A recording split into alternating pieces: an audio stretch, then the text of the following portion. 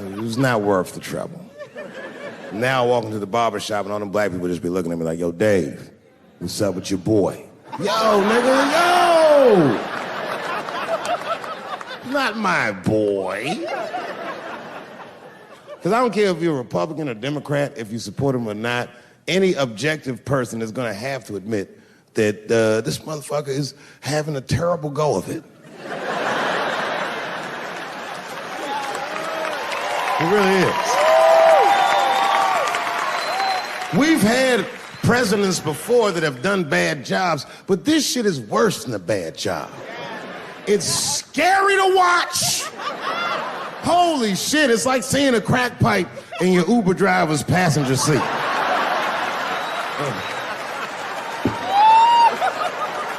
The fuck is wrong with this guy? Yo, he is lunching, nigga. I watched Donald Trump in a press conference, and this motherfucker had all the media gathered, and this nigga literally asked the media to their face to stop finding shit out. I was like, yo, this motherfucker is bugging. And then, I'm not even making this up, his lips started sweating. His lips. Have you ever seen a motherfucker's lip sweat? What the fuck is wrong with this nigga's lips? It's like if you're on a plane, right? You ever been on a plane? I get scared to fly. I do it all the time. I be scared on there. And sometimes the plane will hit turbulence. And then I get nervous. But I always look at the flight attendant, and she looks calm, and it makes me feel calm. But if that bitch's lips were sweating, it's terrifying. Like, yo, nigga, why are your lips sweating? What do you know? And then, I'm not even making this shit up. This motherfucker grabbed the podium. He goes, you don't know how scary the things I read in my briefings are. And I was like, holy shit, man. You ain't supposed to tell us that, bro. That's bad leadership. Even as a parent, you think I'm gonna sit my kids down? Hey, little man, come here real quick. I just wanna holler at you for a second. Yo, I'm 3 months behind on the rent, nigga, and I am worried. Very worried. Go to school and have a productive day, nigga. I was just thinking out loud, getting some shit off my chest. I'm like, what the fuck are you doing, bro? This is bad, man. Jesus Christ. All this motherfucker's ideas sound like high people ideas. Like he doesn't think these things through before he tells us. He just tells us what he's thinking as soon as it occurs to him. This shit sounds nuts. I'm gonna go to China and I'm gonna get those jobs from China and bring them back here to America. For what, nigga? So iPhones can be $9,000? Leave that job in China where it belongs. None of us want to work that hard. What the fuck is he thinking? I want to wear Nikes. I don't want to make them shits. What the fuck are you doing? Stop trying to give us Chinese jobs. I am going to bring back coal. Coal? I'm not even exaggerating. I have never in my life even seen a fucking lump of coal. I honestly don't even know what coal is for. If you're gonna have motherfuckers digging around in the dirt looking for shit, find me some truffles, nigga. That's what I'm about. And these truffle prices are getting out of control. If it gets any worse, I'm gonna be back down to regular butter like everybody else. Veins, he didn't even buckle.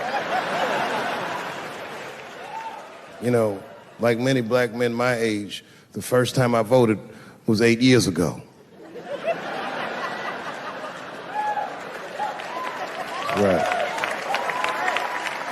I saw Obama on TV and said, oh, I'm voting for this nigga. I remember the day I voted for Obama. I voted in Ohio, and my vote matters in Ohio. Ohio is a battleground state. But when I pulled up to the polls, all the soldiers were in line. There were so many black people in that goddamn line, I didn't even know it was the polls. I thought it was a check cashing place.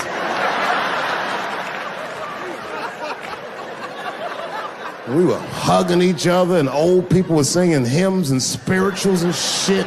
It was like the OJ verdict times 10 or some shit. I've never seen black people that happy.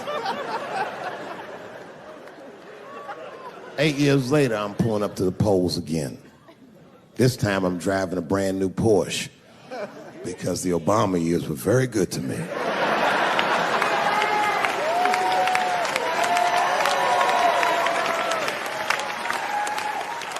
I was early voting, and when I parked my car, I figured out something that it would take the rest of the country another week to figure out. I understood that Donald Trump was going to be our next president because in Ohio, unlike D.C., you could see the results in the parking lot. It's all these goddamn pickup trucks and tractors and shit.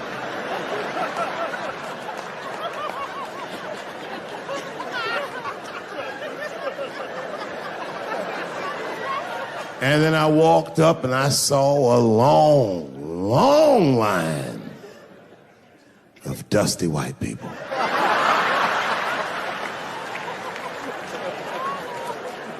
Yes, ladies and gentlemen, these were the poor whites. And I must tell you, I've never had a problem with white people ever in my life. But full disclosure, the poor whites are my least favorites. We've gotten a lot of trouble out of them. And I've never seen so many of them up close. I looked them right in their coal-smeared faces. And to my surprise, you know what I didn't see? I didn't see one deplorable face in that group. I saw some angry faces and some determined faces, but they felt like decent folk. No, they did. In fact, I'm not even lying, and I didn't sound fucked up, but I felt sorry for them. I know the game now. I know that rich white people call poor white people trash. And the only reason I know that is because I made so much money last year, the rich whites told me they say it at a cocktail party.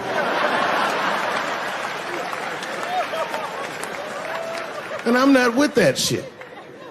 And I stood with them in line like all of us Americans are required to do in a democracy. Nobody skips the line to vote. And I listened to them. I listened to them say naive, poor white people things.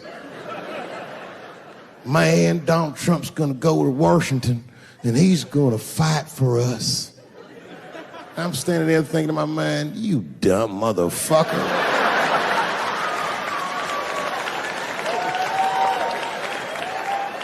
You are poor. He's fighting for me.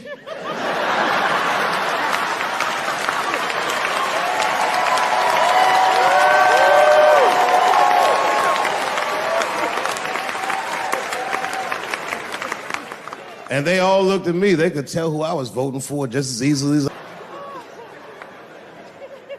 I voted that day, and then that same day I flew to New York City. I had work. That night I was in a comedy club in New York, and I said to an audience almost exactly what I just said to you. And I didn't know that there was a journalist in the room. And this journalist wrote an article. The headline of the article said, Dave Chappelle is an avid Donald Trump supporter. Yeah, I had no idea the paper said that. And you know how I found out? My wife called me from Ohio the next morning in a goddamn panic. David, what the fuck is going on in New York? I said, I'm being good, but what have you heard?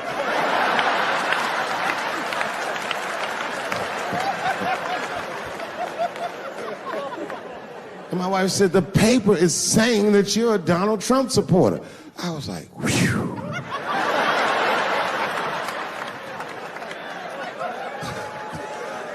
I said, don't worry about that shit, baby.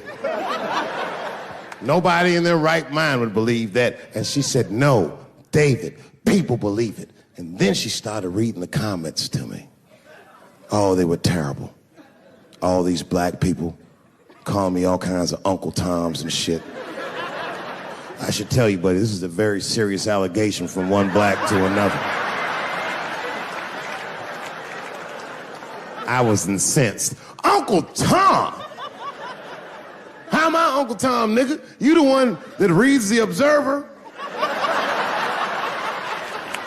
Anyway, all this shit goes down, and Saturday night rolls around, and now Trump is the president, and I'm hosting Saturday Night Live.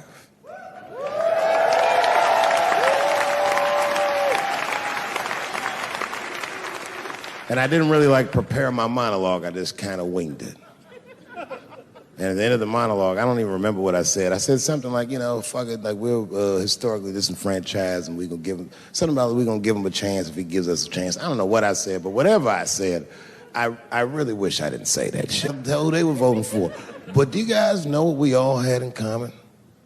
Not one of us, not a single one of us, looked like we felt good about what we had to do in that booth. We were just doing our goddamn duty. Yes, I voted for Hillary Clinton. Of course I did. I voted for her because I liked what she said vastly better than I liked what he said. But to be honest with you, at that point, that shit was like watching Darth Vader do the I Have a Dream speech. That bitch is mean as hell. She had already Karate Kid swept Bernie Sanders' legs from underneath him. Boy, it was hard voting for that shit.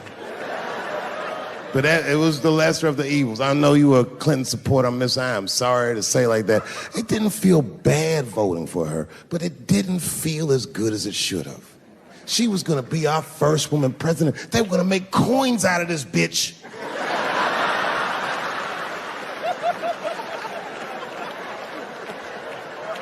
And somehow she just missed the dunk. Of course she should have beat him. Of course she should have beat him. You know what voting for her felt like? It was bittersweet. It felt like I was lucky enough to eat Halle Berry's pussy. And whilst I was doing so, she fucking farted in my face, man.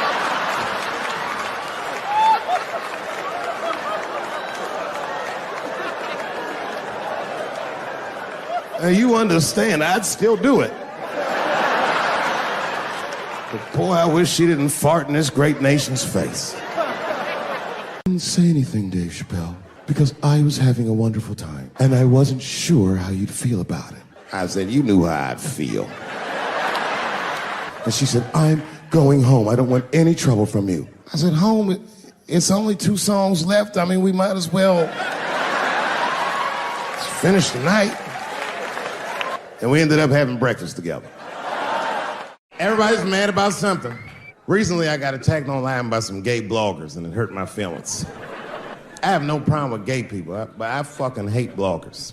I'm not saying it because this person was gay. They was just acting like a bitch online. They was mischaracterizing my jokes, trying to make a point off of me, when it's like, yo, I'm your ally, motherfucker. I'm not trying to stop gay people. I got better shit to do. This motherfucker was saying things to try to get gay people to beat me up. Seriously, he was like, Dave Chappelle's jokes. I don't know how he actually talks when he's making his voice up. Dave Chappelle's jokes were an affront to the manhood of all gay men. What the fuck does that mean? I didn't say anything that would allude to gay men not being men. I know you men. In fact, what could be manlier than fucking another guy in the ass? It's the most gangster shit I've ever heard of in my life. I told you I'm not cut out for that. I'm a pussy. I said, I have a superhero idea. He goes, really?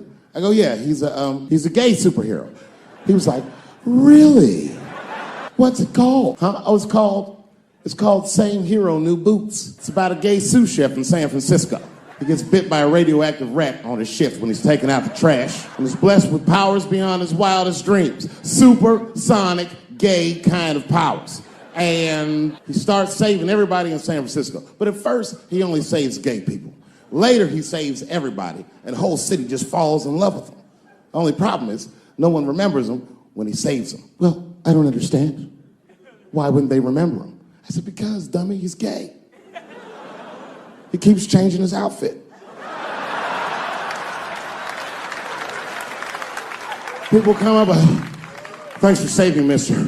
What's your name anyway? And he's like, same hero, new boots and emotions. You think I hate gay people, and what you're really seeing is that I am jealous of gay people.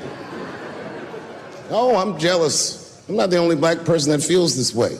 We blacks, we look at the gay community and we go, God damn it, look how well that movement is going. Look how well you are doing. And we've been trapped in this predicament for hundreds of years. How the fuck are you making that kind of progress? I can't help but feel like if slaves had baby oil and booty shorts, we might have been free 100 years sooner, you know what I mean? If Martin Luther King was like, I want everybody to get up on them floats, get your bodies good and shiny. The only reason I ever been mad at the transgender community is because I was at a club in LA and danced with one of these niggas for 6 songs straight. I had no idea. And then the lights came up and I saw them knuckles. I said, oh no! And everybody was laughing at me, hi, world star. I said, why didn't you say anything? Then I heard that sultry voice. I didn't say anything, Dave Chappelle, because I was having a wonderful time, and I wasn't sure how you'd feel about it. I said, you knew how I'd feel. And she said, I'm going home. I don't want any trouble from you. I said, home? It's only 2 songs left. I mean, we might as well finish the night. And we ended up having breakfast together. Oh, grow up. That doesn't make me gay. I just titty fucked her. His titties are as real as any titties in L.A. It's 2 o'clock in the morning. I was just borrowing a little friction from a stranger. Whoops. And they've canceled people that are more powerful than me. They canceled J.K. Rowling. My God, J.K. Rowling wrote all the Harry Potter books by herself. She sold so many books, the Bible worries about her. And they canceled her because she said in an interview, and this is not exactly what she said, but effectually, she said gender was a fact. And then the trans community got mad as shit. They started calling her a TERF. I didn't even know what the fuck that was. But I know that trans people make up words to win arguments. So I looked it up. TERF is an acronym. Stands for Trans Exclusionary Radical Feminists. This is a real thing. This is a group of women that hate transgender. They don't hate transgender women, but they look at trans women the way we blacks might look at blackface. It offends them. Like, ooh, this bitch is doing an impression of me. I came in the club minding my own business, and a woman came up to me. She goes, oh my God, Dave Chappelle. And I was just being reciprocally nice. Hey, miss, how are you? Blah, blah, blah. Benign talk. Nothing to it. And all of a sudden, this lesbian fellow stepped between us. Hey, nigga, that's my girl. I said, yo, my man, back up like that. She said, I ain't backing up off shit, nigga. That's my girl. I said, bro, you're gonna have to give me 3 feet like this. She said, stop calling me a man, motherfucker. I'm a woman. I said, what? And then I looked deep in this nigga's cheekbones. I said, oh my God, you are a woman. It was just too much for me to even wrap my mind around. But I tell you what, I unballed my fist immediately, and I softened my posture so that she would know she's in no danger. I even changed the tone of my voice. I said softly, sweetly, like a pimp might say. Bitch, I'm about to slap the shit out of you. I'm goddamn sick of it. This is the worst time ever to be a celebrity. You're gonna be finished. Everyone's doomed. Michael Jackson has been dead for 10 years, and this nigga has 2 new cases.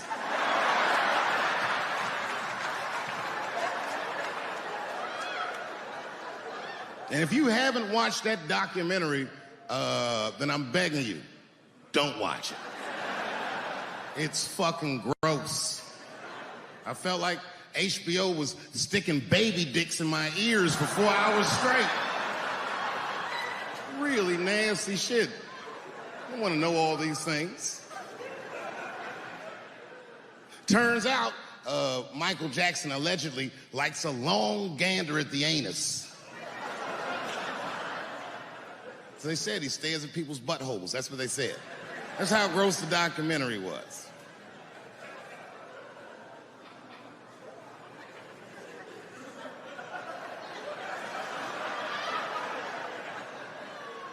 I'm gonna say something that I'm not allowed to say. But I gotta be real. I don't believe these motherfuckers. I believe it. But let me qualify the statement.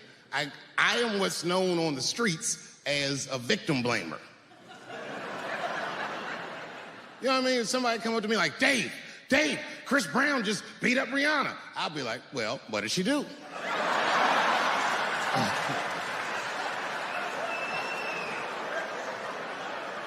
Dave, Michael Jackson was molesting children. Well, what were those kids wearing at the time?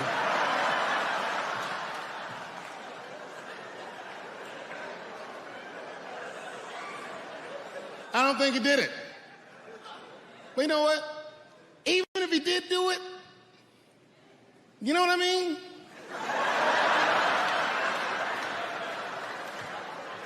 You know what I mean?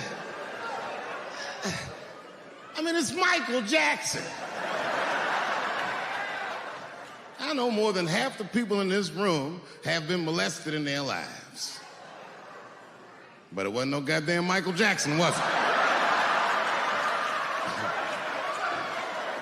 This kid got his dick sucked by the king of pop. All we get is awkward Thanksgiving.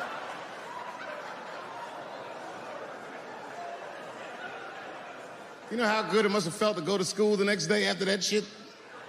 Hey, Billy, how was the weekend? How was my weekend? Michael Jackson sucked my dick. And that was my first sexual experience. If I'm starting here, then sky's the limit.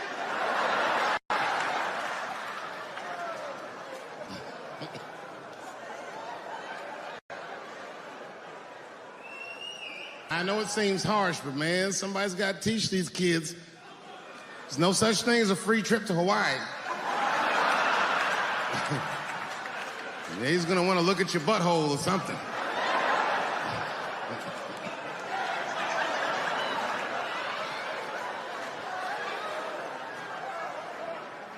You know why I don't believe it? You know why I don't believe it? Because if Michael Jackson's out here doing all this molesting, then why not Macaulay Culkin?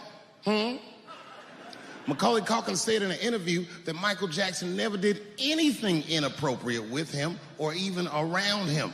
Think about that shit. You know, I'm not a... But if I was... Macaulay Culkin's the first kid I'm fucking, I'll tell you that right now.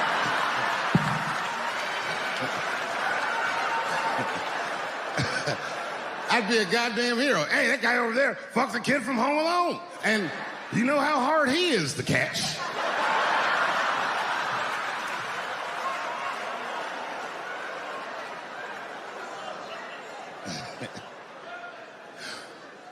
My mind's telling me no.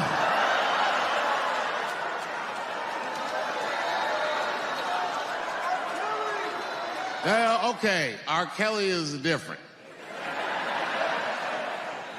I mean, you know, if I'm a betting man, I'm gonna put my money on he probably did that shit. I'm pretty sure he did that shit. You know, it was bad, okay, so a couple years ago, I was doing a show in Detroit, and I'm sitting backstage in my dressing room. A friend of mine comes by, this chick, Dream Hampton. Dream tells me, right before I'm going on stage, she goes, Dave, I'm working on a documentary about R. Kelly. Would you like to be in it? And I was like, nah, bitch, I'm cool. I went on stage, I just forgot about the shit. And then 2 years later, the documentary comes out, Surviving R. Kelly. And when it comes out, Dream's promoting the shit, and she keeps bringing me up. She said, I asked Dave Chappelle to be in my documentary, and he said it was too hot for TV. Bitch, I did not say that. It does not even sound like how I talk. Oh, that's too hot for TV? I would never say that shit.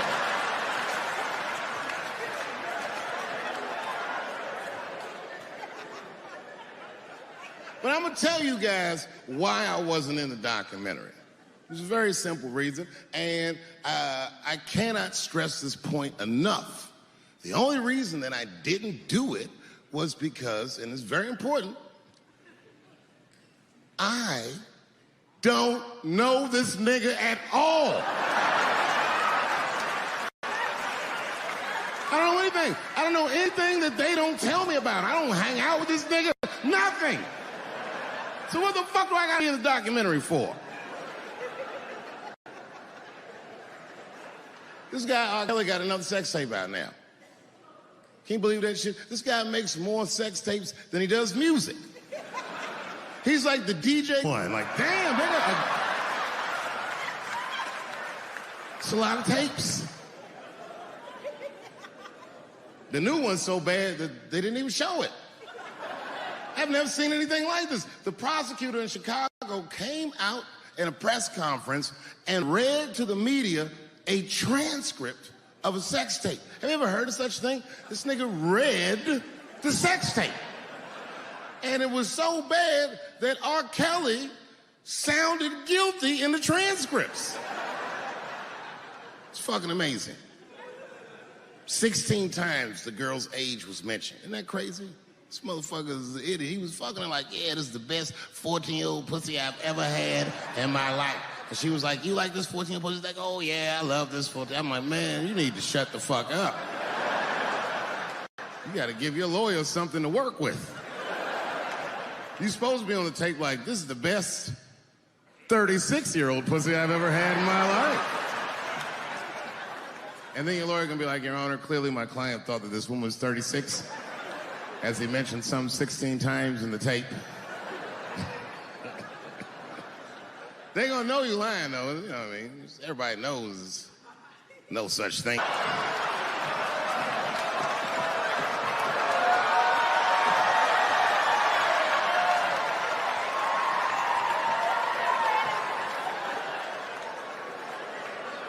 And now we get to the core of the crisis. What is a woman? What is that in this day and time? Is there even such thing as a woman or a man or anything? Seems to be a question nowadays. Now listen, women get mad at me, gay people get mad at me, lesbians get mad at me, but I'm gonna tell you right now, and this is true, these transgenders, these niggas want me dead. I've gone too far, I've said too much. And I gotta tell you, I'm very worried about it. I'm not even joking. Every time I come out on stage, I be scared. I be looking around the crowd, searching for knuckles and Adam's apples to see where the threats might be coming from. A nigga came up to me on the street the other day. He said, careful, Dave, they after you. I said, what? One they or many theys? How old is 15 really? Oh, that's a good question. That's a good question. I'm not saying that a person is as smart as they're going to be at 15. That's not what I'm saying, man. But I am saying 15 to me is old enough to decide whether or not you want to be pissed on. I mean, that's me. If you can't make a decision like that by the time you're 15, then just give up, motherfucker, because life is way harder than that. I make tougher decisions all the time. If you don't want to get pissed on, just get the fuck out of the way. It's not even a decision. If I start peeing on the front row, they're not going to have to calculate and think, oh, how do I feel about this? Am I okay with it? They just move. You can do that at 15. I could have. I've been 15. When I was 15, I was doing stand-up in nightclubs. I smoked reefer from time to time. Friends were selling crack. I was trying to finger fuck people. I knew what was happening around me to some degree. Getting pissed on was the least of my worries at 15. Trust me. But it keeps coming up. There's a lot of confusion around that age. Anytime 15 comes up, people freak out. Like when that girl, Elizabeth Smart, got kidnapped. Right? Remember in Utah last year, 15-year-old girl Elizabeth Smart was kidnapped, and then they finally found her, and the whole country was relieved. And I was the only one saying, damn, she wasn't that smart after all. Not because she got kidnapped. That could happen to anybody. I'm not knocking her for that. I'm just saying, if you kidnapped me when I was 15, You gotta take me further than 8 miles away from my house, man. God damn. Can't hold me prisoner around shit I recognize. I'll break away. I'll break away.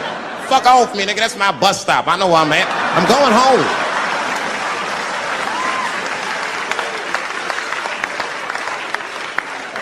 She was missing for 6 months, 8 miles away from my house. And it was a great night. I remember the late, great Paul Mooney was there. A bunch of fly-ass comedy niggas was there. And we all went backstage and was just drinking and talking shit and laughing, and Daphne stole the room. She had everyone cracking up, spinning the yarn, telling us all these crazy stories about shit she be into. We all laughing real hard, and as she's telling us and everyone's laughing, I'm looking around, I'm like, oh my God, she is funny. I pulled her aside and I said, you're hilarious. I didn't know that when you were on stage. I said, you're doing some things wrong, but I can help you. I said, anytime I'm in San Francisco, why don't you open the show for me, and I'll just try to give you some pointers, see if you can't work this thing out. And she said, are you serious? I was like, yeah. And she grabbed me real tight, hugged me, squeezed me, and I pushed her all violently because I'm transphobic. I said, boundaries, bitch.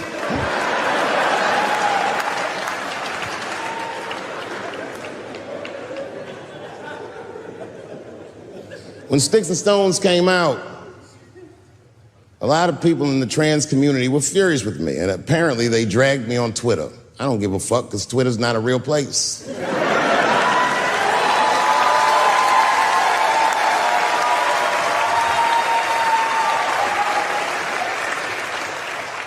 And the hardest thing for a person to do is go against their tribe if they disagree with their tribe. But Daphne did that for me. She wrote a tweet that was very beautiful, and what she said was, it was almost exactly what she said.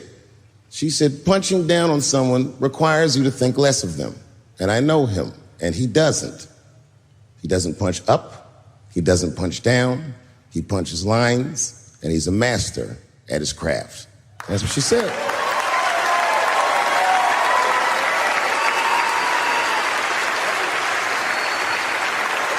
Beautiful tweet. Beautiful friend. It took a lot of heart to defend me like that. And when she did that, the trans community dragged that bitch all over Twitter. For days, they was going in on her, and she was holding her own because she's funny. But 6 days after that wonderful night I described to you, my friend Daphne killed herself. Oh, yeah. It's a true story. My heart was broken. Yeah, it wasn't the jokes. I don't know if it was them dragging her. I don't know what's going on in her life, but I bet dragging her didn't help.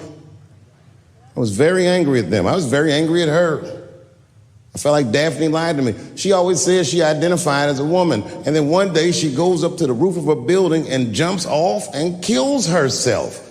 Clearly, only a man would do some gangster shit like that. Hear me out. As hard as it is to hear a joke like that, I'm telling you right now, Daphne would have loved that joke. That's why she was my friend.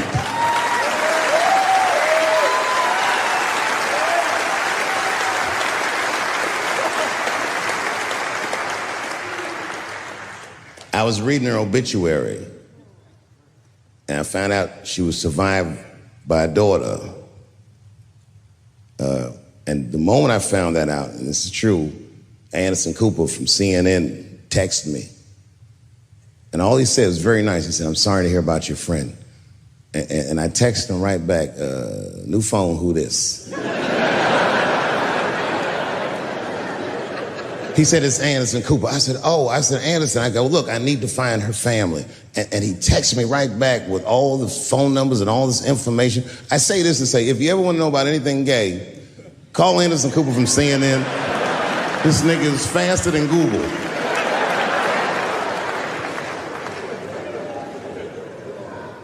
What I did is I got in touch with her family and I started a trust fund for her daughter, because I know that's all she ever really cared about.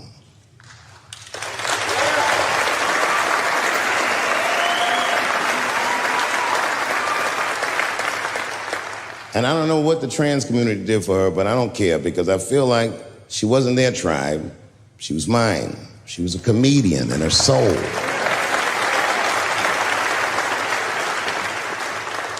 Her daughter is very young, but I hope to be alive when she turns 21, because I'm going to give her this money myself. And by then, I'll be ready to have the conversation that I'm not ready to have today. But I'll tell that little girl, young lady, I knew your father. And he was a wonderful woman.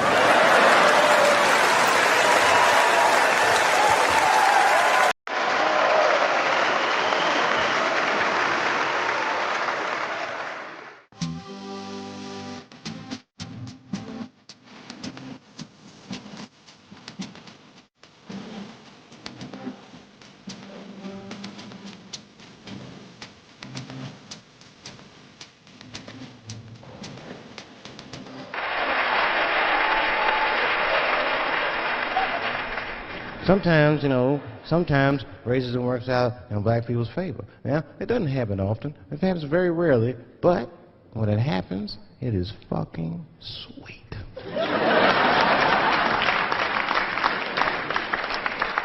I'm serious. This one time racism saved my life, man. I was on a plane.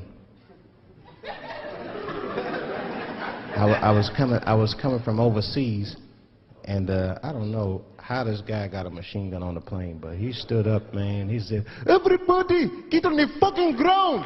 Nobody look at my face." I started freaking out.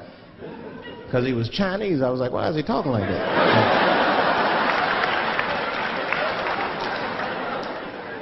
He was screaming and crying. I was the only brother on the plane. Well, I thought I was the only brother. I looked over, there was one other black dude. He was from Nigeria. I looked over at him, he was looking right in my face, man. He didn't say 2 words to me, he just looked at me, he was like...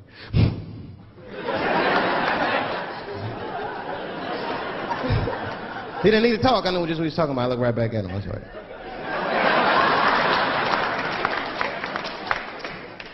Some white dudes on the front of the plane seen us, they were like, oh my God. I think those black guys are gonna try to save us.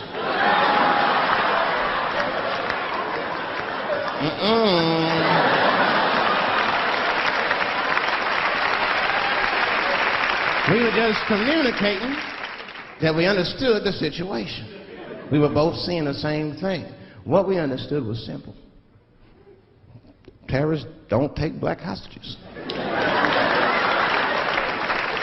That's the truth.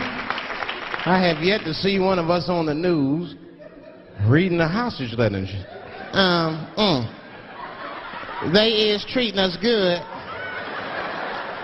We all chilling and shit. I'd like to give a shout out to Ray Ray and Big Steve and Central Newport.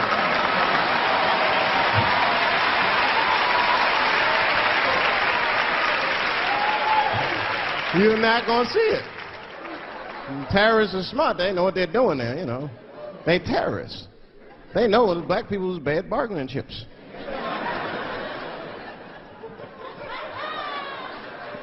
They called the White House. Hello?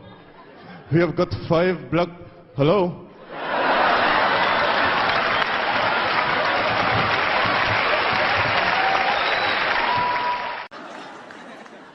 You know who I feel real bad for is Indians. Everybody feels bad for Indians. They get dogged openly because everybody thinks they're dead. These motherfuckers are not all dead, all right? With my own eyes, I've seen a gathering of 1,500 Native Americans. They were all gathered in one place. The place is called Walmart in New Mexico. There's Indians there. I'd never seen Indians before. I wasn't even sure if they were Indians. It's fucked up, but I asked one of them. It's not nice, but I seen him in the sports section looking at bows and arrows. I had to say something. Excuse me. I don't mean to be rude. Are you an Indian? And he was cool. Yes. Yes, I'm Indian. Still didn't believe him. I had to test him to be sure. This is fucked up. But I had a gum wrapper in my pocket, so I balled that shit up and I threw it on the floor. And a single tear came out his eye. I said, oh, shit. had so many questions. So what tribe are you from? I am a Navajo. I said, word. I studied you in social studies. You're a hunter-gatherer, correct? He said, I guess so. That's what you wish to call it. I said, why? What do you call it? He said, I am an alcoholic.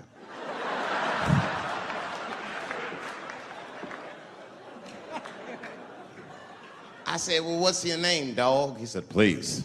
Dog is my cousin. That was a good guess. My name is Running Coyote. What is your name, friend? And that shit caught me off guard. I mean, I didn't want to say my name was Dave to a motherfucker named Running Coyote. This don't feel good enough. He just put me on the spot. I said, huh? My name, what? Oh, my name's Blackfeet.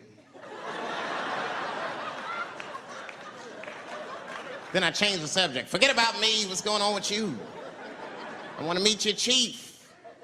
Why don't me, you, and your chief and your friends get together tonight? We could have a real live peace pipe smoking ritual. We need to celebrate, nigga. I thought you were dead. And he set it up. It was beautiful. It was just like I dreamed. We was all sitting around. Them Indians was beating the drum.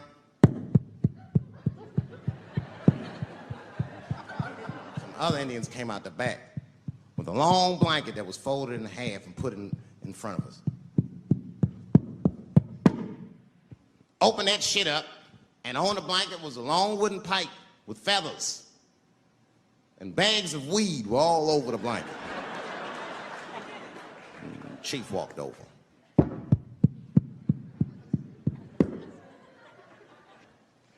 The big ones are 50. The little ones are 25. And these are 10.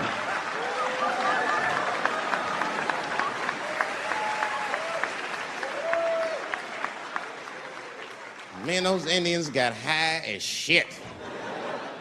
I was baked. I told the chief, he was talking, I cut him off. Time out, chief. Sorry to interrupt. I'm fucking smashed, man. The weed's too strong. I'm itching. This is PCP, nigga. The spirits have got me. Chief, the spirits have got me. And the chief threw some water in my face. Calm down, blackface. Splash! I said, hey, it's Blackfeet, motherfucker. Take it easy.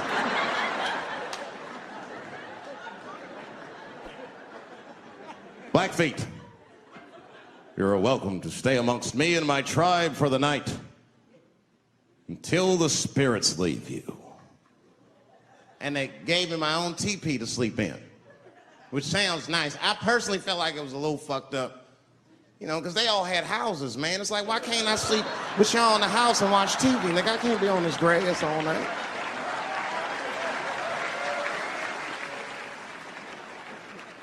Yeah, Indians is rude, man. Everybody's rude. Indians, they eat nasty food. All they ate was corn and shit.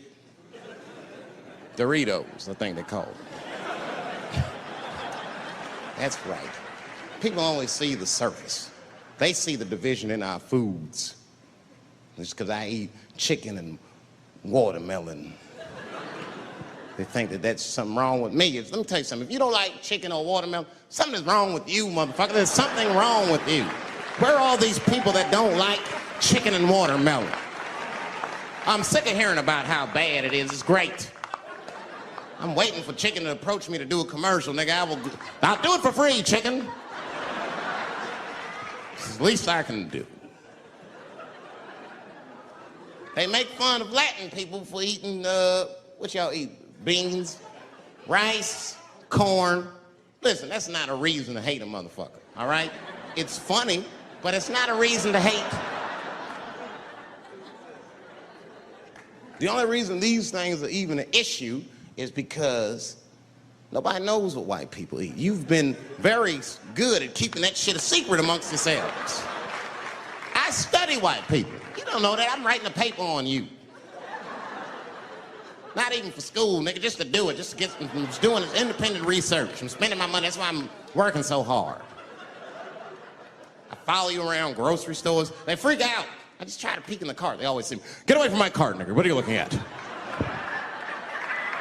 Chicken and giblets are over there. You must be lost. These are vegetables.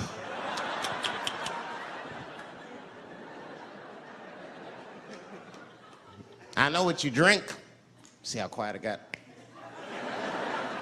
Grape juice. Surprise, motherfuckers, you didn't know I knew about grape juice, did you? Oh, don't play dumb with me. Look at what is it?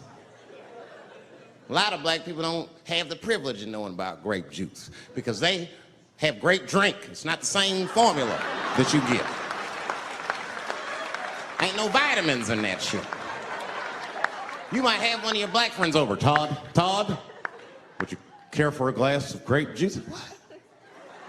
Nigga, what the fuck is juice? I want some grape drink, baby. It's purple.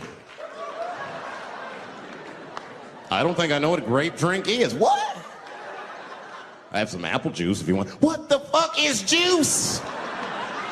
I want some apple drink. Scream.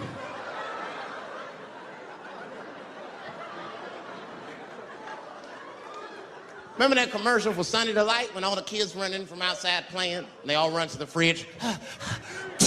All right, I got some purple stuff, some Sunny D. As soon as you say Sunny D, all the kids go, yeah! Watch the black kid in the back. If you ever see that commercial again, look at that black kid. He'd be like, I want that purple stuff. That's drink, nigga. That is drink. They want drink. I want all them vitamins, nigga. I want drink. Sugar, water, purple. That's the ingredient. Sugar, water, and of course, purple. It's too fucking much. I got a lot of things to talk about tonight. First of all, I've stopped smoking weed. With black people, you didn't let me finish, motherfuckers. God damn. I'm sorry, black people, to break the news so publicly, but I can't smoke with you anymore. Every time I smoke weed with my black friends, all you talk about is your trials and tribulations. I'm sick of that shit. I got my own problems. Nigga, that's a waste of weed. I'm smoking weed to run away from my problems, not take on yours. From now on, I smoke weed exclusively with white people. Calm down, motherfuckers. You win by default. You got good weed conversation. All white people talk about when they get high is other times that they got high. I can listen to that shit all night. Dude, remember at Frank's last week? It's fucking smashed, man. And catalogs everything they drink. 2 shots of Jaeger, tequila, 4 bong hits, man, beer, cheeseburger. That shit is great. Only bad part is you cannot pass out around white people. Every time white dudes pass out around each other, they always do some borderline gay shit when the guy's asleep. Frank fell asleep, so we like stuck a carrot in his ass and put shaving cream on his balls. Like, why, motherfucker? Why would you do that to a friend of yours? He trusted you enough to sleep around you. You gonna put a carrot in his ass? Is that nice? I tell you right now, if I put a carrot in a black dude's ass, a nigga will kill you when he wakes up for some shit like that. That is an automatic death sentence on the street. It's a rap for you. I'm gonna kill that motherfucker. I thought y'all was friends, baby. What happened? I fell asleep at his house, right? We was drinking, and I fell asleep at his house, and while I was sleeping, right? I'm just gonna kill that motherfucker, all right? That's all you need to know. And fuck carrots. I know it's fucked up, but I tell you the truth. You know, everything's funny. Everything's funny till it happens to you. 3 months, a mere 3 months after that terrible attack that Chris Rock endured, I was on stage at the Hollywood Bowl, and a lunatic jumped out of the crowd and attacked me. Now, I gotta tell you, if it happens to you, you don't even know what the fuck is happening. It was like slow motion. I just looked over. I don't know this nigga. And I just looked. I said, oh my God, I'm being attacked. And this motherfucker was ragged. He jumped at me. He was like, ah! I'm old, but I'm fast. I caught this motherfucker's head with my hand and pulled his hoodie over his eyes. I can still feel his head in my hand. It was spongy. He had been growing dreadlocks. Not the beautiful dreads that Rastafarians grow. These were accidental LA homeless dreads. This shit had leaves and sticks and bottle caps and shit in it. Some kind of grease. I was like, ugh, like this. And then I fell down. And he knocked me all the way on the ground. And I was like, man, this is a bad situation. I'm like, I don't know if I'm gonna die or what's gonna happen. But in that moment of vulnerability, you know what occurred to me that had never occurred to me before in my life? In that moment, it occurred to me that bodyguards should not wear dress shoes to work. Travis! This nigga Travis came out slipping and sliding on some kind of beautiful loafer and fell flat on his back. Pop. I said, oh my God. Now both of us are down. I gotta handle this shit myself. So I popped right back, boom. And then the kid that knocked me down, he popped out, boom. And we looked at each other and realized at the same time, I was bigger than him. And that motherfucker took off running. And I started to chase him and I said, fuck him. And I picked the microphone up. So I'm gonna finish this show now. That's right.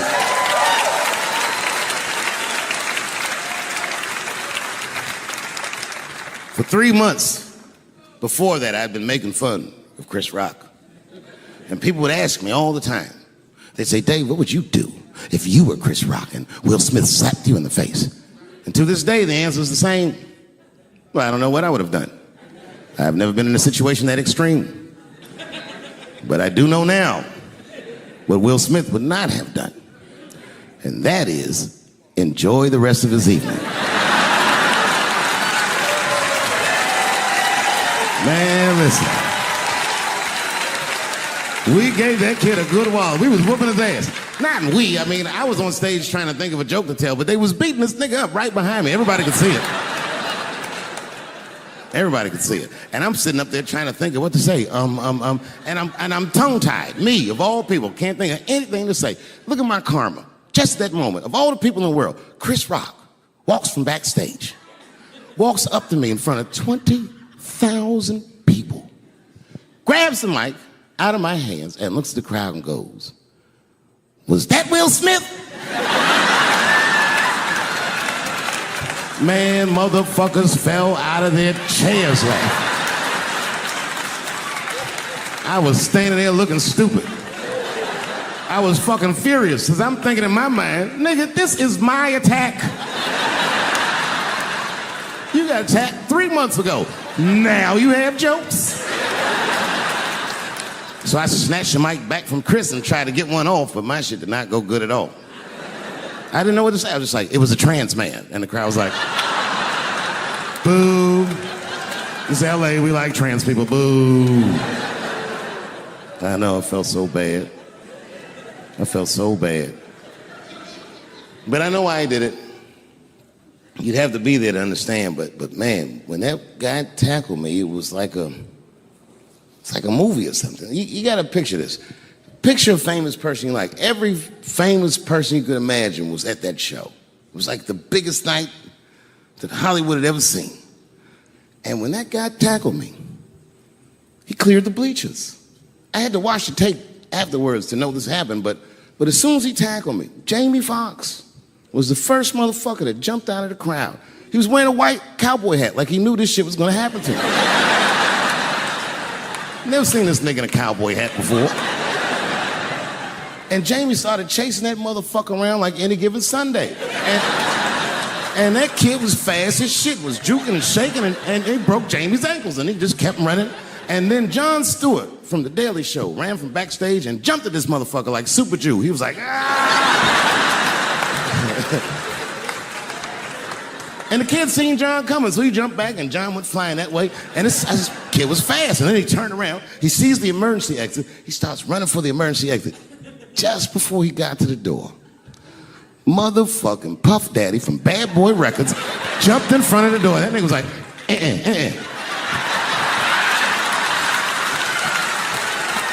Boy,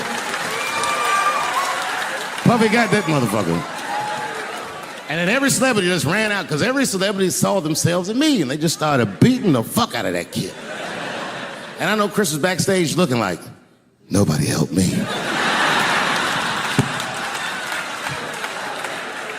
Everybody hates Chris.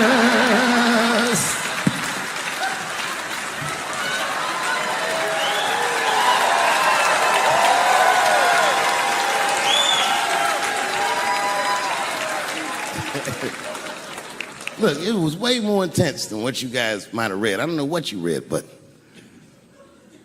the kid, while we was beating on him, reached in his waistband, pulled out a .22 caliber pistol. That shit was mayhem. Everybody started screaming, oh my God, he's got a gun. He's got a gun. And then I got scared. I was in the back, but I was scared because I knew that everybody that was with me was armed. Yes, if they had shot and killed this kid on stage at the Hollywood Bowl, like I pay you to do, Travis.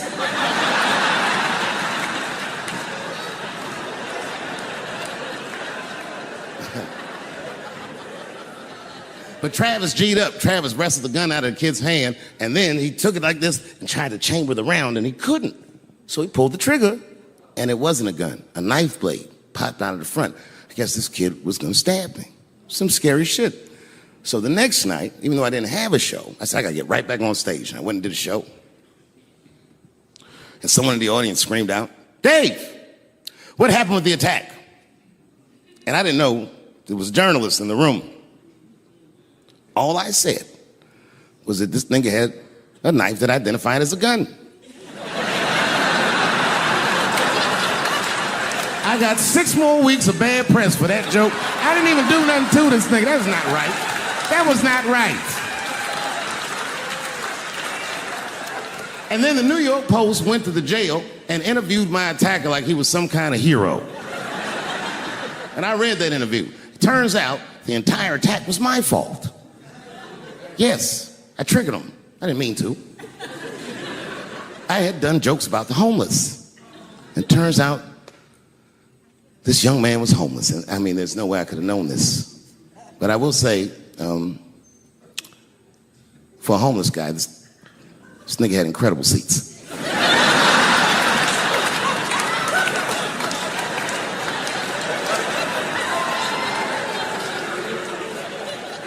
Oh, and they said I triggered him because I had done LBGTQ jokes, and it turns out this fellow was a bee.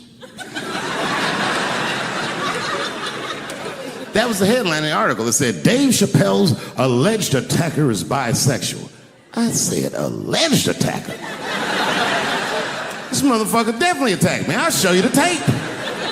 He's allegedly bisexual. I'm gonna need to see him suck somebody's dick before I believe the rest of this article.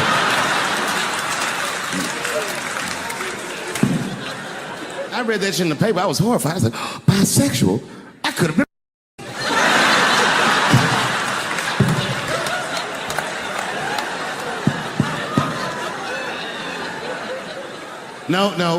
No, you know what though? It's not funny because after all that madness ensued, I went to the hotel room. I was by myself and I opened the door and my wife was in there alone. She was sobbing, like sobbing. I said, oh my God, what's wrong with you, bitch? Did you get attacked too?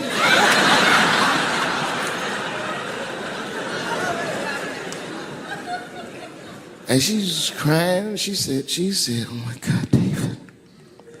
She said, if you had died tonight,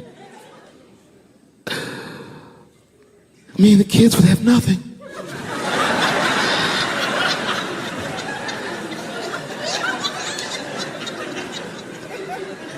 Then I knew it was serious. So I sat down on the bed next to her. And I reached in my pocket, I pulled some keys out that she had never seen before. She said, what are those keys? And I gently placed them in her hands. I said, sweetheart, those are the keys to my safe deposit box. God forbid anything ever happen to me. But if it does, don't even worry about it. You and the kids have everything you need in that box. I've already taken care of it. And she was looking at them keys, and I could see her mind realize what we were actually talking about. And then she just started crying harder. And to be honest with you, that made me cry a little bit too. And we hugged each other real tight.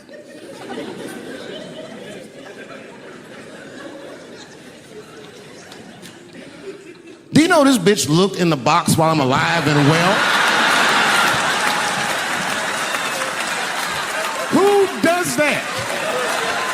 Oh my God. And then she was mad at me. She said, God damn it, David, I opened that box. I said, you did? She said, yes, I did. And there was nothing in there.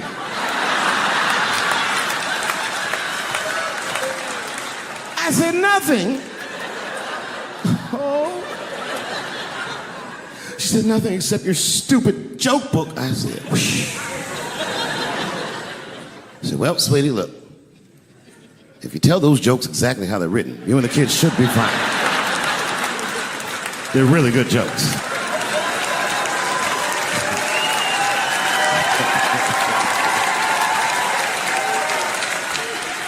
She's like, good jokes? What is this shit? It went like this. Ladies and gentlemen, this next young man coming to the stage is starting his comedy career tonight. Who knows? We may be witnessing the birth of a star. Please welcome David Chappelle.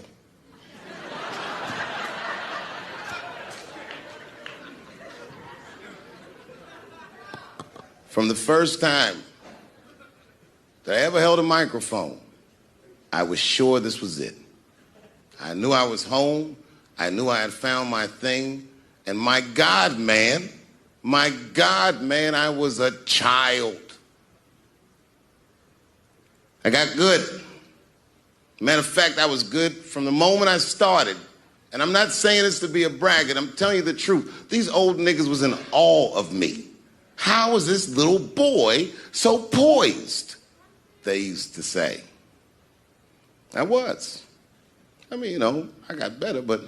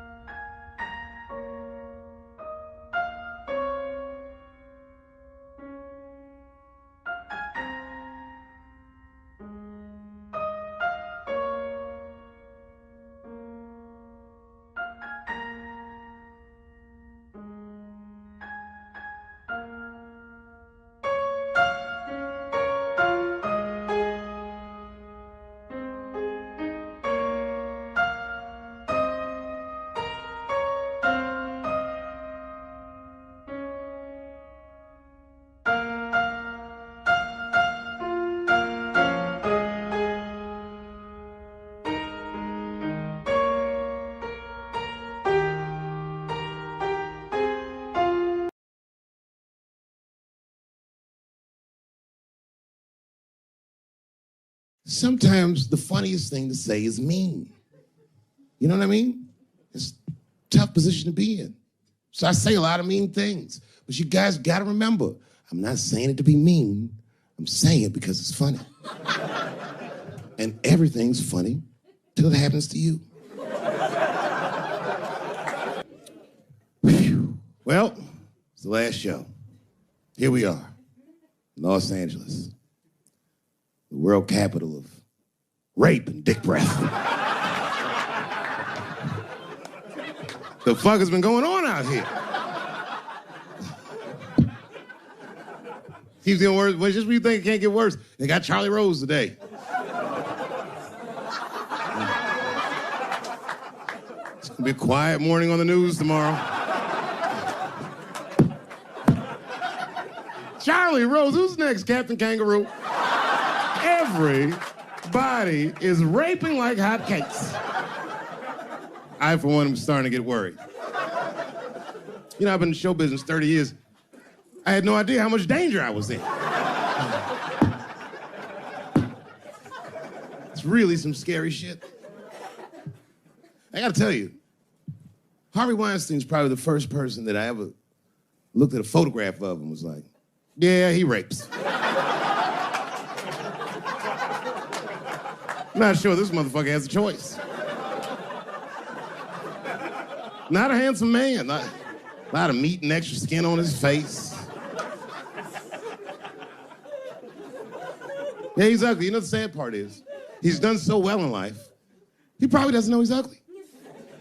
You know, when you're good looking, everybody will tell you, oh, you look wonderful, you're so great looking.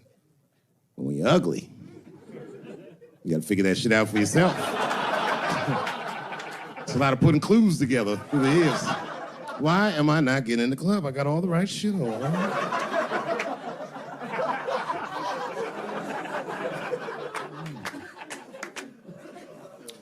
Because if it was Brad Pitt doing that shit, he wouldn't have heard the people. The girl would just come back down like, I got the part.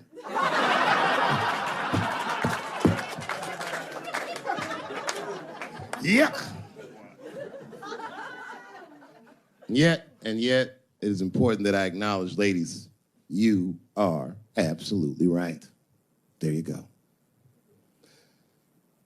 And they gotta all be mindful of that, guys, because this could happen to any of us. It could happen to me. I can see that. I can see myself showing up. Hi, I'm here for my 3 a.m. with Mr. Weinstein.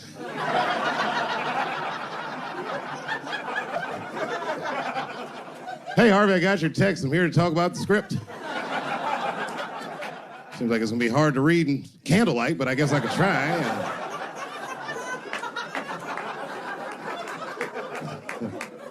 Sound like a fucking nightmare. Could you imagine that shit? Could you imagine if you was in a business meeting and a motherfucker pulled their dick out? In the middle of the meeting, I'd be like, yo, my man, this is the most unprofessional shit I've ever seen in all my days. Just let me finish, Dave Chappelle. I'll put you in all 3 Lord of the Rings.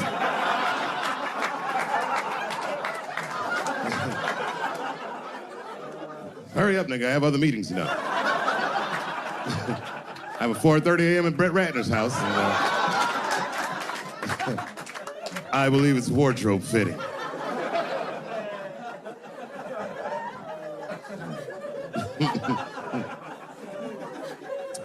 Wow. I mean, it is really bad out here, isn't it? Kevin Spacey's out here grabbing men by the pussy. I didn't even know that was possible. Jesus Christ. You got the guy from Star Trek, The Next Generation. That's who we got. Last time, it sounds like he was more than that, but that's who set it off. He's 14 years old, and Kevin Spacey cost him at a party, which I gotta say, by the way, for the record. Been to a lot of parties in my day. Never been to a good one that had 14-year-old boys in it. Not even when I was 13, you know what I mean? Who wants to kick it with a bunch of hubba-bubba chewing niggas like, having a good time, nigga. Yeah. Ironically, the kid grew up to be gay anyway, which means Kevin Spacey can Sniff that shit out like a truffle pig. Yeah, he's one of me.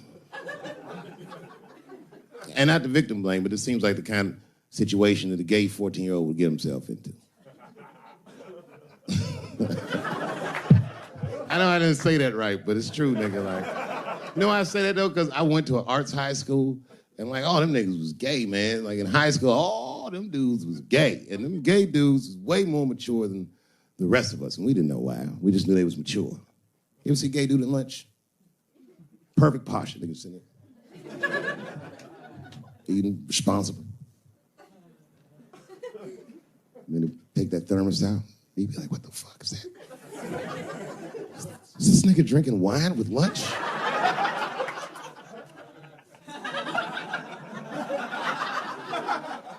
We didn't know what it was. Because we were young boys, we were just trying to figure out who we were. And we didn't realize these gay dudes was fighting to be who they knew they already were. Some impressive shit. They were fearless, the gay kids.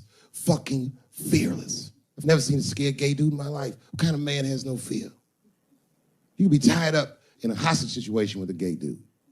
Them niggas would still be like, I'm thirsty.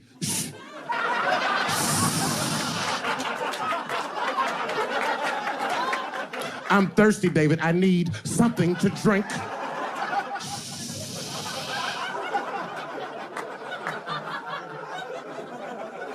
Well, then shoot me. I would rather die of a bullet than dehydration, nigga. I am thirsty. I need some water.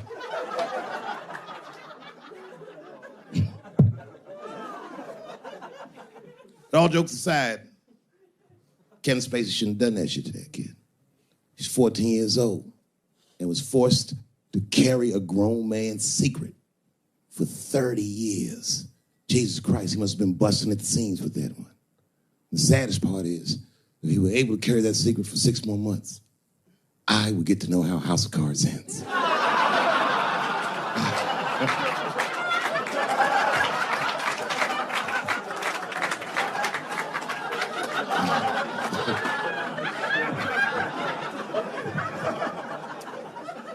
Yep, ladies and gentlemen, these are dark times. New York Times said that Louis C.K. jizzed on his own stomach. Now, I've busted a lot of nuts in my day. None of them were newsworthy. Shit was really gross, because they didn't just say it like I said it. They didn't just say jizz on the stomach. They said it in that fucking Pulitzer Prize-winning style that the New York Times has. It was very descriptive, like, you know what I mean? Louis C.K.'s semen shot out like a volcano of misogyny, slowly drizzling down like lava, covering his freckled penis as it slowly dripped to a fiery crown of red hair. Jesus Christ, I'm trying to eat some huevos rancheros, and these niggas is...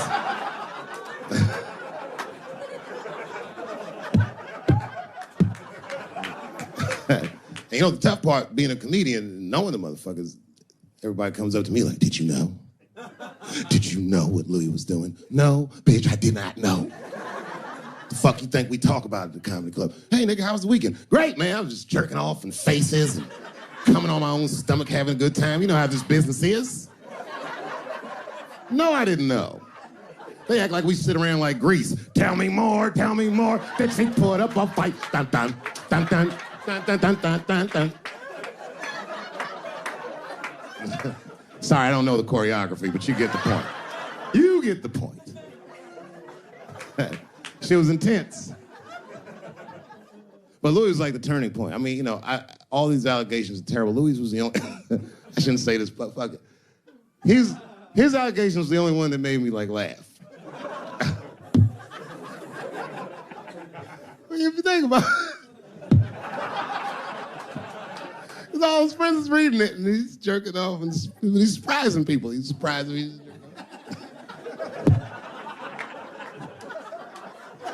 I just picture all the comics in comedy just reading it like, what?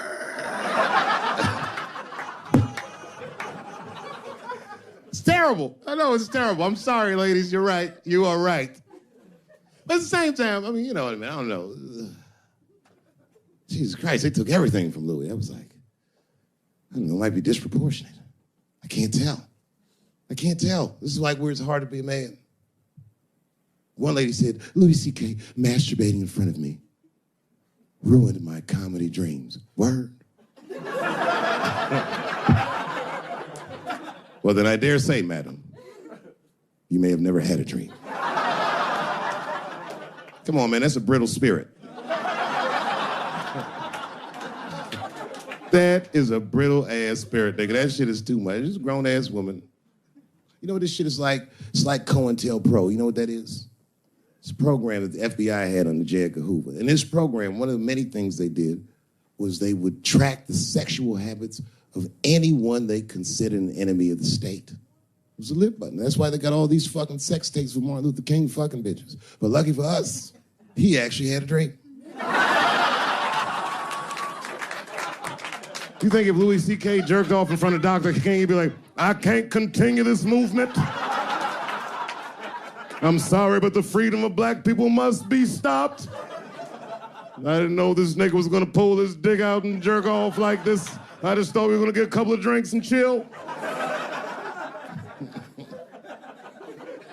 Show business is just harder than that. Them women sound like, I hate to say it, y'all, they sound weak. I know it sounds fucked up, I'm not supposed to say that, but one of these ladies was like, Louis C.K. was masturbating while I was on the phone with him. Bitch, you don't know how to hang up a phone?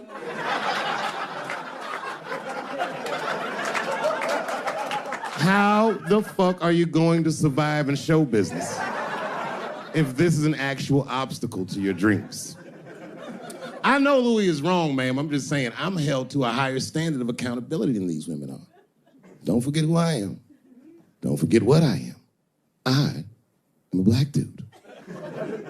And don't ever forget how I got here. My ancestors were kidnapped. I don't even know where the fuck I'm from. They were put on the bottom of boats. They sailed them across the Atlantic. Many of them died. Only the strongest survived. And once they got here, they beat the humanity out of my people. They turned us into beasts of burdens. They made us do their work. And the irony is, hundreds of years later, they called us lazy. We fought in the Civil War. We damn near freed ourselves.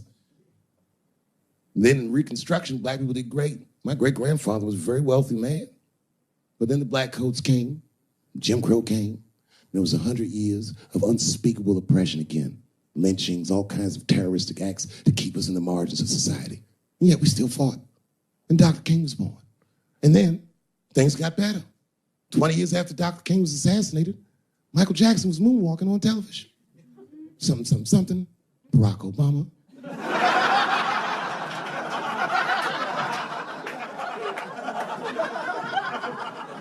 And Donald Trump, and now here we all are. 400-year nightmare. Took us 400 years to figure out as a people that white people's weakness the whole time was kneeling during their national anthem. That's a brittle spirit. That's right, nigga. On the rock, it's regular. Ah! Ah! What are you doing, nigga? Stand up!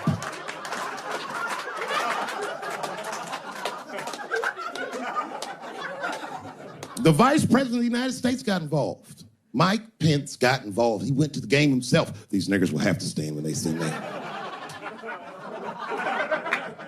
And all them football players looked up in the stands and saw Mike Pence and said, Mike Pence, come on, y'all. Wu-Tang. Bow! Oh! Foiled. Brittle spirit. I could kill every white person in America in one time. You know how I'd do it? I would just wait for the Super Bowl. And right when they sang the national anthem, I'd have O.J. Simpson walk to the 50-yard line with them bad knees. Is that O.J. Simpson on the field? What the hell is he doing here? Oh, I know what he's gonna do. Stop him!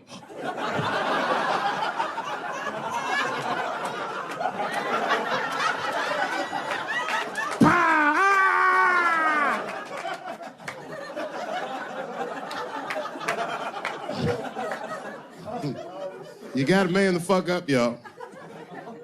I don't mean to be disrespectful, because, man, I know you're upset what I said, but, you know, I know you're right, but come on, baby, it's me. I was right once. Remember that? Does anybody remember when I was like missing from show business for 12 years? Remember when I had like this really popular show and I quit? I remember I walked away from $50 million. A lot harder than walking away from Louis' freckled dick.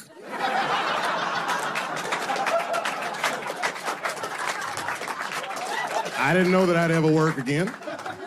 And yet here I am tonight. Did my dream die? No. I remember that shit. You don't remember that when I quit my show? Remember I went on the way out the door, I said, something's wrong in Hollywood. I believe they said I smoked crack. That's right, I remember. They called me crazy. So really, you know, you're right, ladies. Congratulations. Enjoy it. And they're coming for you, bitches. They're coming for you. There's one person that's uncomfortable. You know who's the most uncomfortable motherfucker in the room? The nigga that's right. I was right at an orgy once. Nobody fucked me.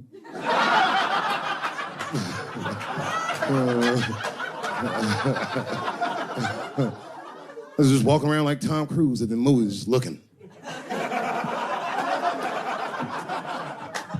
And ruin the whole orgy by accident. It's easier to ruin an orgy than you think. All you gotta do is wait for it to get kind of quiet and then go, ew.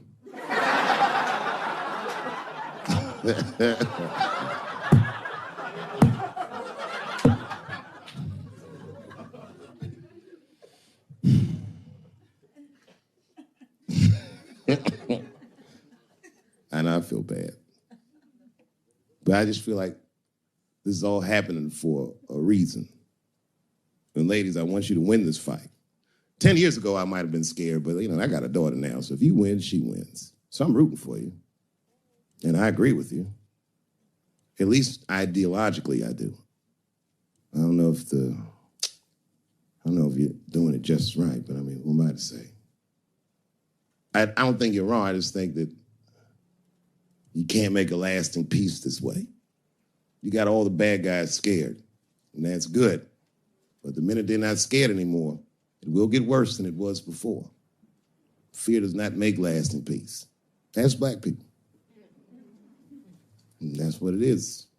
What this city really needs, without irony, I'll say this, the cure for LA is in South Africa. You motherfuckers need truth and reconciliation with one another.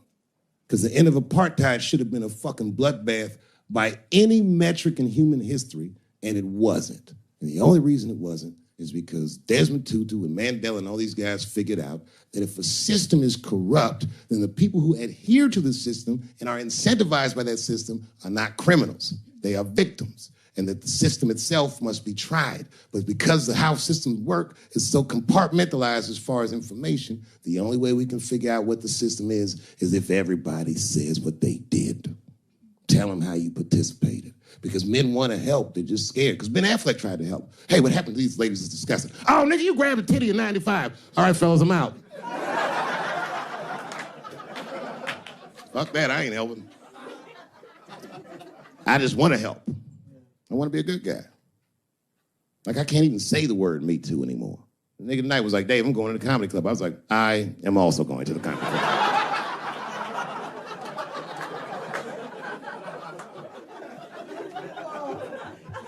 And I didn't even know it was happening, but I guess I became like a feminist in the last 3 weeks because I can't watch porn the same. Like, I watch it sometimes, but I can't click on these motherfucking thumbnails, not with those titles. Guy crams young girl in the ass with hard right. I can't click on that. Come on, nigga, give me something I can click on. Dude gets sucked off by a midget. Little person, I say to myself. It takes me hours to find one clip. What the hell is this? Marginally groomed feminist enjoys consensual sex with vaguely homosexual guy with penis the same color as mine. Click.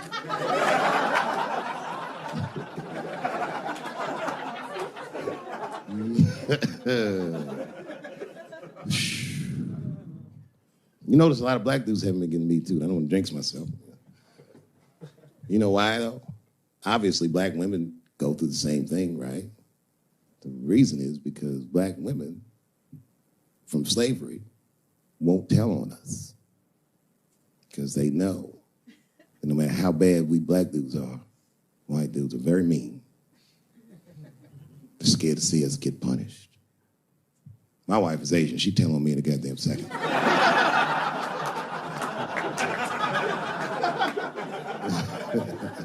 Ain't no fucking up in the Chappelle household. And the wildest shit about it is I live in Trump country. I live amongst the tiki torch whites, poor white people. And I'm rich. If it's ever pitchfork time, nigga, I'm in a lot of trouble. And nobody in my family believes me. I be trying to tell the kids, man, we gotta run these drills. They're like, we don't want to run your stupid drills. Too bad, son, you have to. Tiki torch whites come upside, what are you guys supposed to do? Come on, Dad, what are you guys supposed to do? Squint our eyes and stand next to Mom. That's right.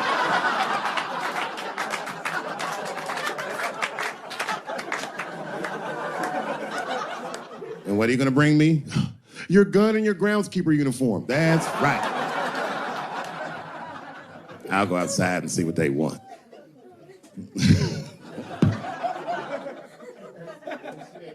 It is wild, bro. Where you from, man? Where you from? New York. You from, what, Manhattan?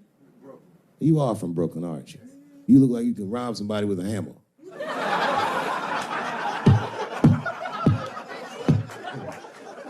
Brooklyn niggas rob you with shit they find around the house. I just got stabbed with a toothbrush.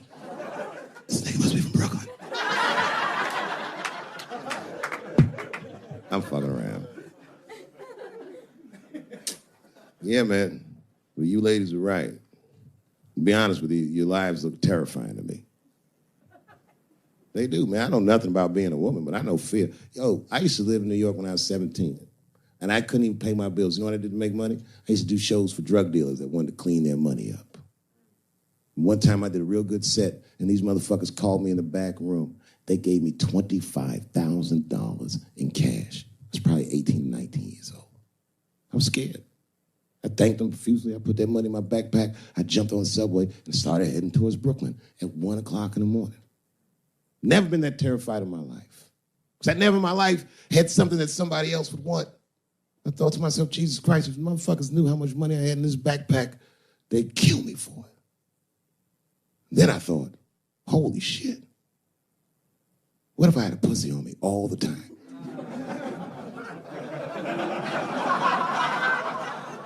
That's what women are dealing with. I'm gonna tell you right now.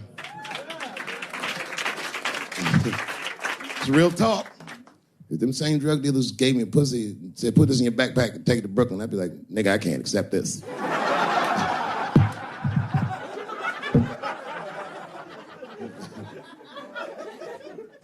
I empathize, man, you know. Everybody gets mad because I say these jokes. But you understand that this is the best time to say them. More now than ever. And I know there's some comedians in the back. Motherfucker, you have a responsibility to speak recklessly. Otherwise, my kids may never know what reckless talk sounds like. The joys of being wrong. I didn't come here to be right. I just came here to fuck around. It's hot in here suddenly, isn't it? I wonder where that heat came from. I wonder what happened to me. Where did I go for 12 years if I wasn't raped?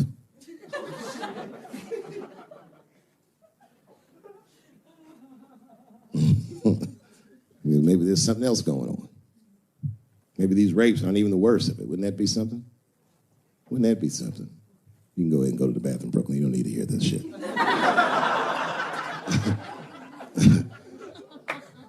You see that motherfucker right there? He's under an enormous amount of pressure. He is. Just being big and black with that hairdo, nigga, motherfucker's a suspect for everything. Except white-collar crime.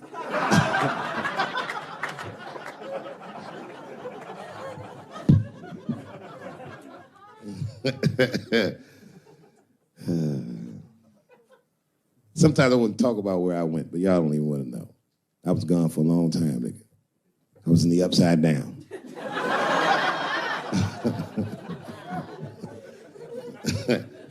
Scary being a white dude now, isn't it? A little bit, no? Well, you're not gonna get me too. But you know what I mean? It's funny for black dudes to see white people go through this because this is how it always is for us. All my heroes is either murdered by the government or registered sex offenders. Sad, I know, man. But we've already been through it, like Michael Jackson. Remember when they said all that shit about Michael Jackson? They never proved anything till his dying day, but they said that he did some very heinous things. And one time I watched a documentary about it. They were talking about all the shit Michael Jackson allegedly did. And as they were saying all these allegations, they started showing pictures of his home, the Neverland Ranch. You ever seen Michael Jackson's house on television? Well, the short of it is, there's a lot of things for kids to do with that place.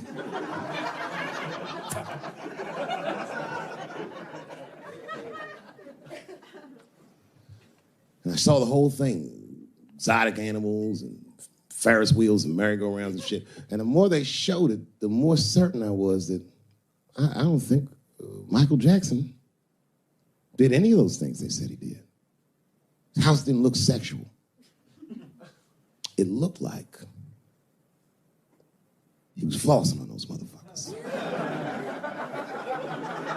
It didn't look like he was trying to fuck kids. It looked like he was just trying to impress them. Like, this nigga's Jay-Z for kids.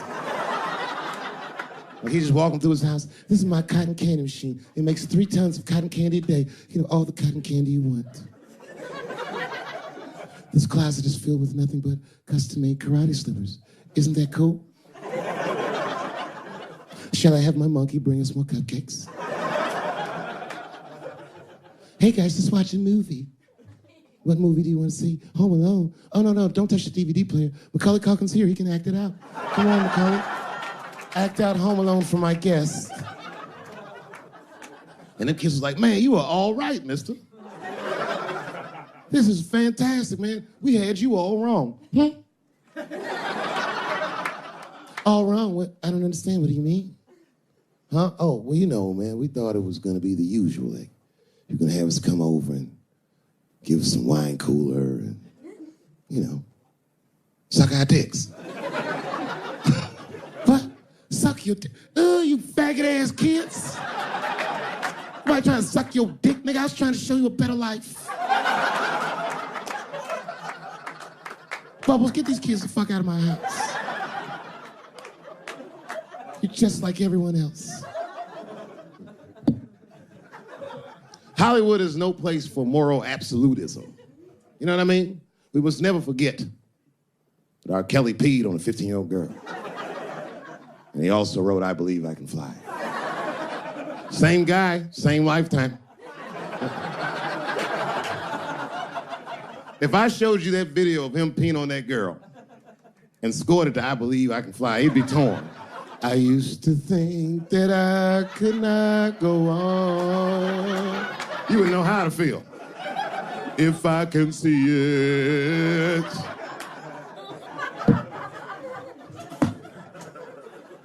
It's okay, my career ended many years ago.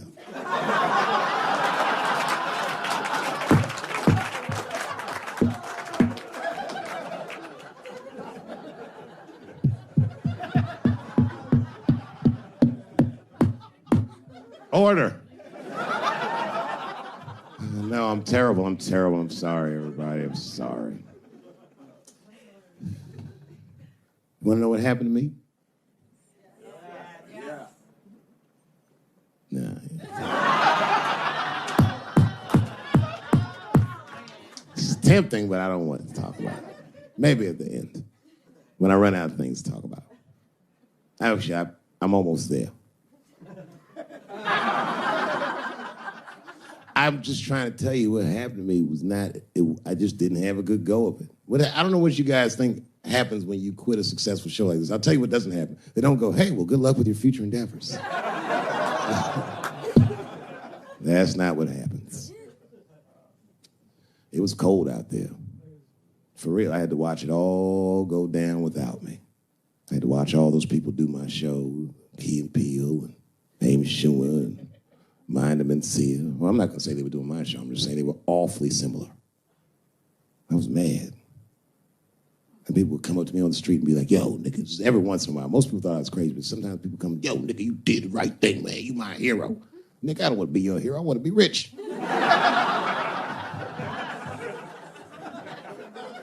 Never choose to be a hero because heroes die uncomfortable deaths. All I wanted to be was Paul Revere. I just needed one heroic moment, you understand? Paul Revere's ride was only one night. And then 40 years of him being like, hey, y'all, remember that time everybody was asleep and I was up and the British was coming? Boy, it's a good thing I was awake, nigga. Everybody be dead.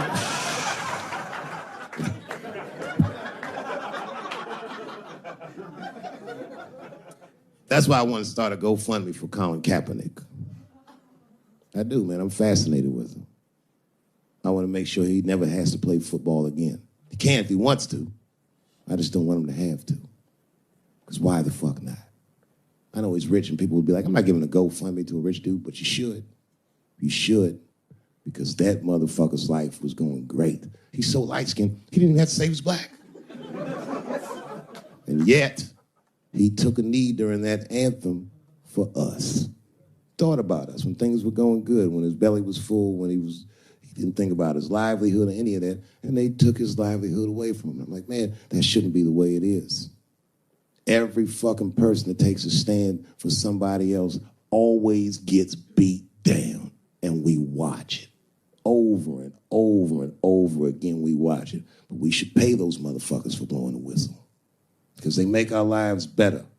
And we could change the narrative. We could make one motherfucker have a good outcome for doing the right thing. And that would make another motherfucker be brave enough to do the right thing. And if you did that, the niggas like Harvey Weinstein wouldn't rake for 40 years because bitch went a stupid-ass part. We should take care of each other. Wouldn't it be nice to be like, remember that time they was going to kill Jesus, but then he got all that money?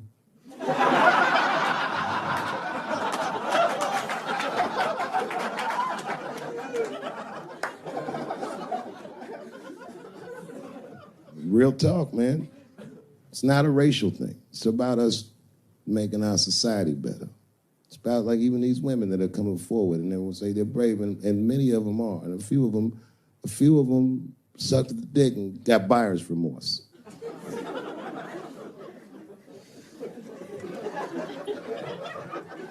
Yo, that's a huge omission from this narrative. This wouldn't have gone this far if some women weren't willing to do it. You can't ask every woman to hold the line. Some women can carry things heavier than others.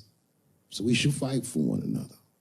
We should forgive the ones of us that are weaker and support the ones of us that are stronger. And then we can beat the thing. When you guys keep going after individuals, the system is going to stay intact. You have to have men on your side. And I'm telling you right now, you're going to have a lot of imperfect allies. I'll tell you what happened, but I can't say it directly. There's a book, to me, that encapsulates my entire experience before I left the show. And the book is called Pimp. It's written by a guy named Iceberg Slim. Yeah, bring it up here. This is Matthew. Matthew is from France. He's white. And yet, he has an original copy of this book written by a black American who was a pimp in the 40s. Iceberg Slim, his real name was Robert Beck.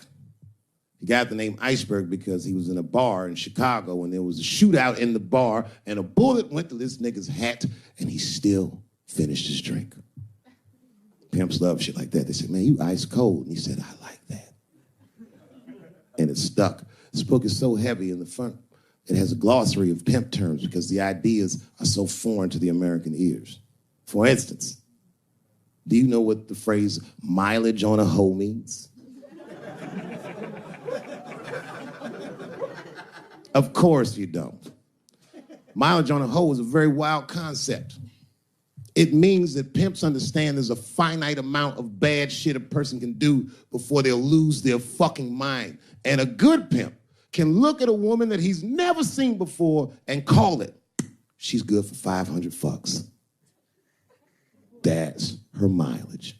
Anything over that, that bitch is gonna spill. They do it to you. Why the fuck you think most of us work from 9 to 5? Because 9 to 6 might kill a bitch.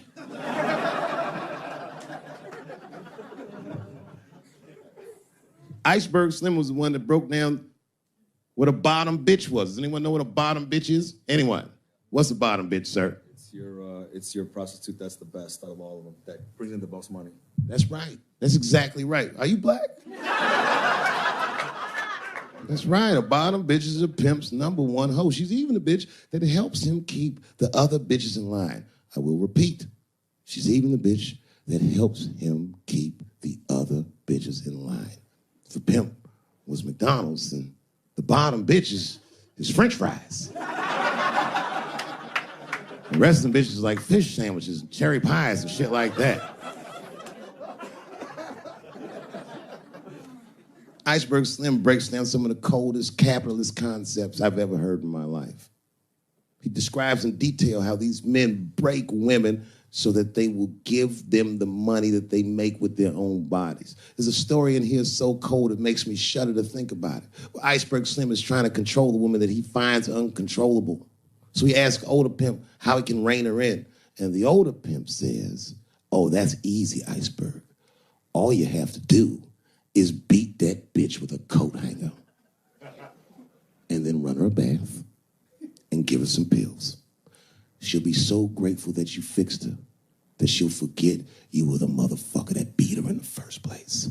That's some cold shit. Now, at the end of this book, Iceberg Slim tells a story. It's kind of the crescendo of the book.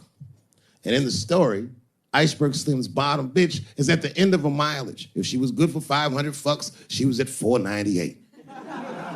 She was bubbling. You could see it. She was going crazy. She started saying all kinds of shit. Oh, I always wanted to be in the circus. Circus, this bitch is loose. I can juggle too, you know. Juggle. He had to let her go. It's hard to let her go.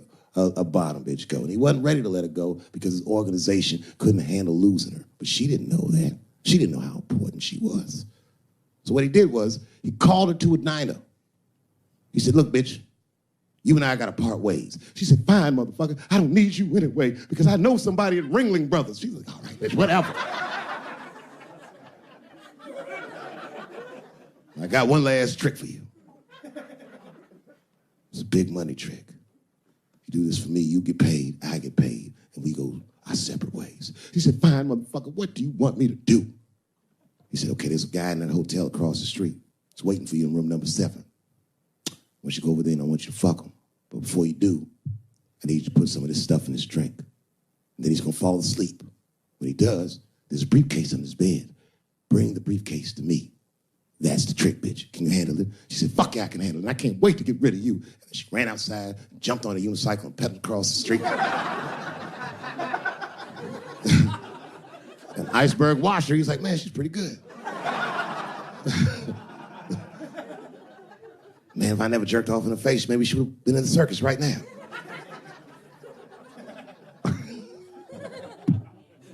And she runs up to the motel steps and she disappears in room number 7. She's gone for a real long time.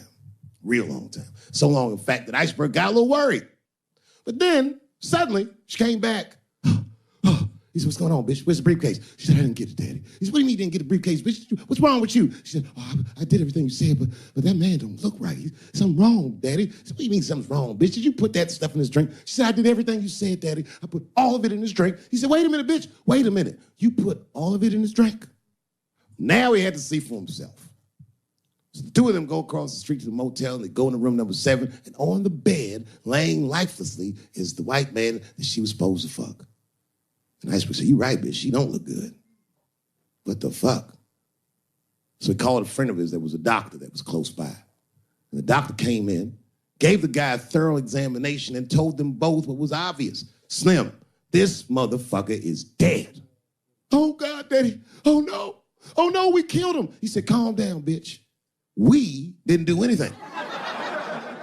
You killed this motherfucker. And then he reached under the bed and he grabbed the briefcase. He popped it open. It was filled with money. More money than any of them had ever seen. And Iceberg took a little bit of the money and gave it to the doctor. And the doctor...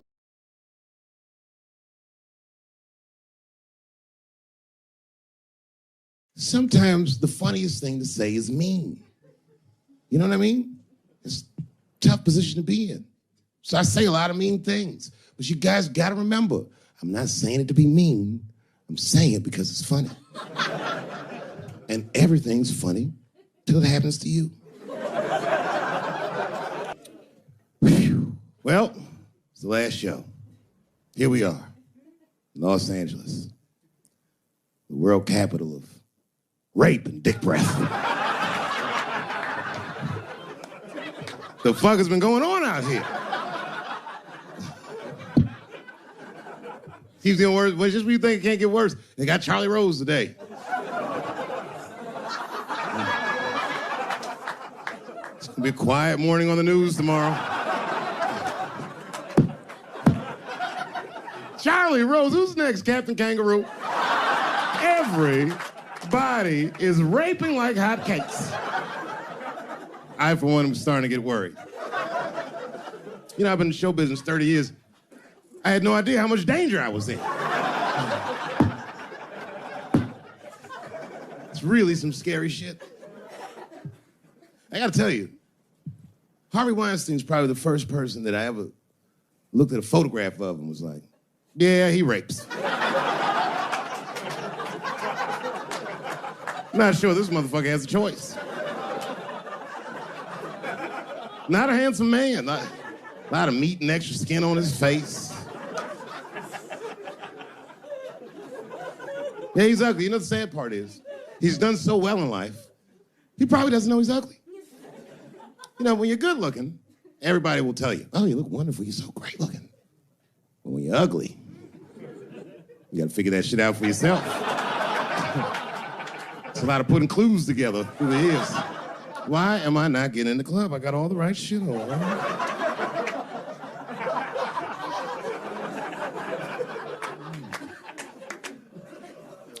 Because if it was Brad Pitt doing that shit, he wouldn't have heard a peep. The girl would just come back down like, I got the part.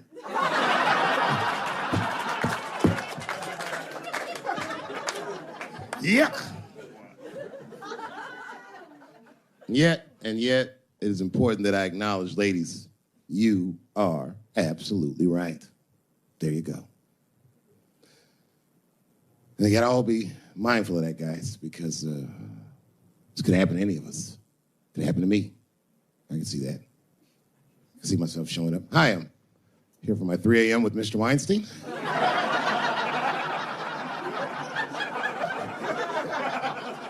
Hey, Harvey, I got your text. I'm here to talk about the script. Seems like it's gonna be hard to read in candlelight, but I guess I could try.